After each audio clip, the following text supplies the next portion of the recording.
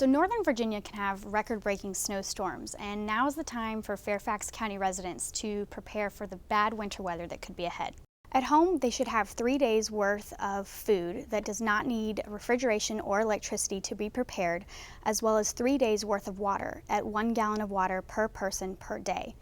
Every emergency kit should also include a hand-powered or battery-operated radio and flashlight with extra batteries, first aid kit, prescriptions, blankets, warm clothing, pet supplies, and a written emergency communication list that has important phone numbers and contact information in case you're unable to charge your cell phone. We're also asking that you make a plan to decide where to